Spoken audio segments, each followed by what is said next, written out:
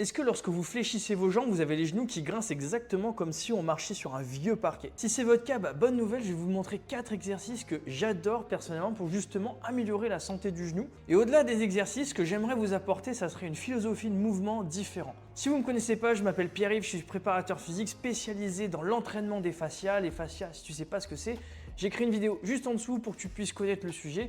Mais sans plus attendre, on va commencer avec les exercices. Les exercices que je vais te présenter, je te conseille de les pratiquer non pas en corps de séance, mais plutôt en échauffement ou en réhabilitation, parce que tu vas voir, ça ne va pas se prêter à des exercices sur lesquels on va mettre beaucoup de charge, mais ça va plutôt te permettre de corriger, un peu comme un problème mathématique, ça va te permettre de résoudre une équation. Il faut comprendre que le genou, c'est cette articulation-là, bon jusque-là vous me suivez, et cette articulation, elle est entre le pied et la hanche. Ce qui veut dire que si le pied a un problème et si la hanche a un problème, le genou, c'est un peu comme la Suisse, va faire tampon. Et il est là le problème, c'est-à-dire que si on fait des exercices uniquement sur le genou, on ne va pas régler le problème à la source, on va plutôt chercher à faire des micro-détails qui peuvent soulager sur l'instant. Et justement, les exercices que je vais vous présenter, ils ont l'avantage de traiter à la fois la cause et les conséquences. L'idée, c'est d'intégrer des exercices qui prennent le corps dans son unité globale et pas justement un petit bout, plus un petit bout, plus un petit bout, plus un petit bout, parce que finalement, au final, on ne traite rien. Donc sans plus attendre, on va expliquer les exercices. Le tout premier exercice que je vais vous montrer, je l'appelle fente LCA. Ce qui se passe, c'est qu'en décalant les élastiques, je vais créer naturellement un varus au niveau de ma jambe, c'est-à-dire qu'au lieu d'avoir le genou qui rentre vers l'intérieur, je vais plutôt avoir une influence à amener le genou vers l'extérieur. Et ce que j'aime bien dans cet exercice, c'est que la bande élastique va permettre de ramener le tibia vers l'avant et ce qui va créer un autre espace au niveau du genou, ce qui va en général soulager la personne parce que remettre de l'espace, bien souvent, c'est ce qui va permettre de lubrifier la capsule articulaire, de bouger dans un mouvement sain. Et ce qui est intéressant également, c'est d'avoir avec cette bande élastique comme un pivot qui va permettre vraiment au genou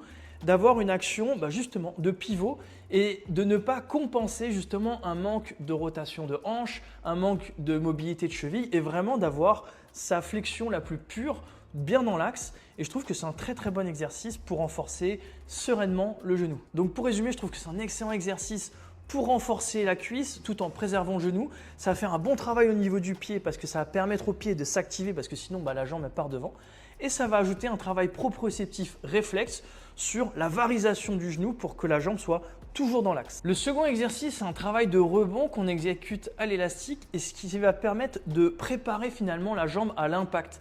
Parce que bien souvent, finalement, c'est un peu comme si j'avais un moteur qui était à froid correct et à chaud correct, mais la transition fait que ça cassait le moteur.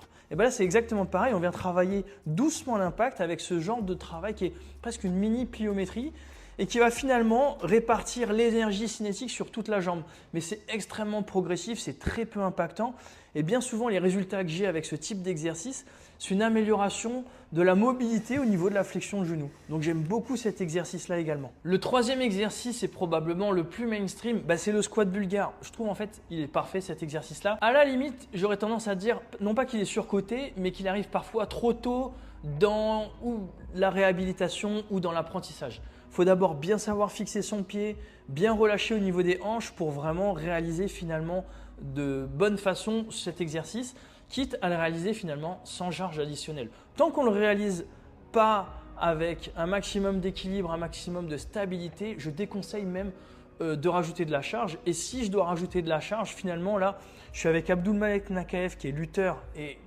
en équipe de France, donc c'est un athlète de très haut niveau. Il a la charge sur le côté. Si je devais commencer avec un débutant, je mettrais la charge type goblet squat juste ici. Parce qu'il ne faut pas oublier qu'une charge qui est à l'extérieur du centre du corps, ça devient une contrainte. Donc, on facilite les choses. Au départ, c'est au poids de corps, les mains comme ça. Étape 2, ça serait intéressant de rajouter un poids ici. Étape 3, pourquoi pas mettre une haltère ou un kettlebell juste à côté. Et le troisième exercice, j'appelle ça des sissy lunges. Parce qu'on connaît tous le sissy squat, mais pourquoi en fait on ne pourrait pas le faire avec une fente? Je trouve que c'est un très très bon exercice pour justement travailler l'amplitude de la flexion de genou. Parce que finalement sur cet exercice-là, on va avoir la cuisse sur une course externe, donc avec un recrutement excentrique, c'est-à-dire que les fibres vont naturellement être éloignées tout le temps du geste. Attention, cet exercice-là, il n'est pas pour les débutants ni pour les personnes qui se remettent d'une blessure parce qu'au contraire, ça va aggraver la chose et demande une certaine prise de conscience au niveau du bassin pour ne jamais creuser le dos. Donc, il faut vraiment l'intégrer dans un plan, cet exercice. Par contre, il peut apporter beaucoup de bienfaits pour des mouvements plus globaux type squat, deadlift, mais plutôt par le recrutement du haut de la cuisse qui va notamment sur certaines flexions éviter de pencher en avant. Justement, avec cet exercice-là, on travaille bien le droit antérieur, on travaille bien le TVI qui est un muscle qui est très très haut sur la cuisse, ce qui est très intéressant d'un point de vue santé, non pas pour l'avancée du genou devant les orteils, mais plutôt pour avoir un buste toujours droit alors que l'on fléchit. Parce que bien souvent, ce qui se passe, c'est que le droit antérieur et le TVI qui est situé très très haut sur la cuisse viennent se raidir et amènent le buste vers l'avant. Voilà, c'est tout pour aujourd'hui. Je vous remercie d'avoir regardé la vidéo jusqu'au bout. N'hésitez pas à intégrer ces exercices dans vos entraînements. Si toutefois vous ne savez pas justement par lequel commencer, j'ai mis dans la description une batterie de tests physiques en ligne, 100% gratuit. Ça va vous donner plein de pistes sur les bonnes voies à explorer pour améliorer la santé, améliorer sa condition physique et surtout pouvoir durer. C'est tout pour aujourd'hui. Je vous remercie de m'avoir écouté. C'était Pi. Ciao, ciao.